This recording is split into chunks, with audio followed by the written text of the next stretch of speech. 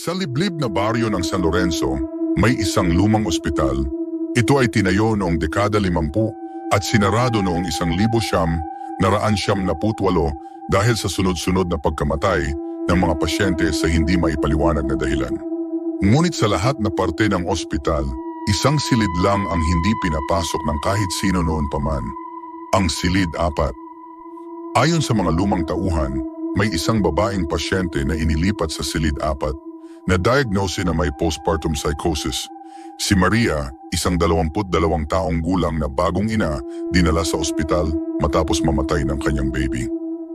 May bumulong sa akin, sabi raw ni Maria habang inaasikaso siya ng nurse. Gusto ko makasama ang anak ko. Ilang araw siya sa silid 4. Sa panahong iyon, gabi-gabi siyang sumisigaw, umiiyak, at humihiling na ibalik ang bintana sa dati. Walang nakaintindi sa sinasabi niya. Hanggang isang madaling araw narinig ng gwardiya ang malakas na kalabog. Nang puntahan nila, nakita nilang nakabitin si Maria sa kurtina, nakangiti, ngunit may luha. Ang kanyang katawan ay nawalang parang bula. Mula noon, nagsimulang makakita ng mga anino at naririnig na iyakan ng bata sa ospital. Isang nurse ang tumalon sa rooftop. Isang doktor ang natagpuang kinakalmot ang kanyang mukha sa loob ng CR, sumisigaw ng, "Huwag mo akong dalhin sa silid 4." Hanggang isinara na ang ospital. 20 taon makalipas. Si Rica, isang horror vlogger, gustong patunayan na gawa-gawa lang ang kwento. Kasama niya si Leo na cameraman, pumasok sila sa ospital upang mag-vlog. Napansin nilang kahit na bulok na ang ospital, malinis pa rin ang silid 4, parang may naglilinis araw-araw. Bukas ang bintana, kumakampay ang puting kurtina. Parang hinihila tayo papasok, sabi ni Leo. Hindi pa sila nakakapasok, napundi bigla ang ilaw ng kamera. Tumigil ang oras, lahat ay nag-freeze sa eksaktong 2:00 ng umaga. Paglapit nila sa bintana, nag-record si Rica gamit ang phone. Dito nagsimula ang bangungot.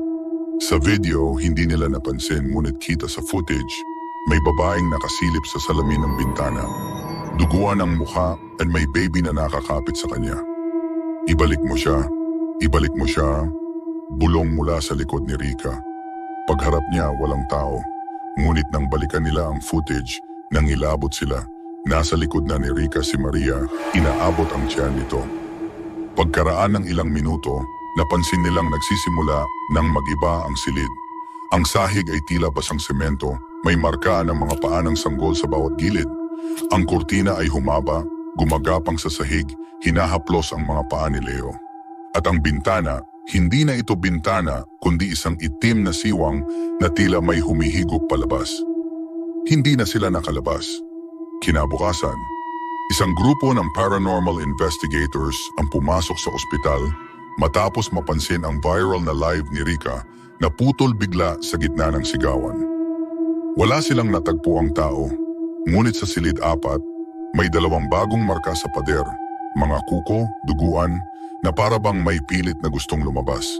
At sa bintana, may nakasulat na bago. 2 na kami, 1 ka na lang ang kulang.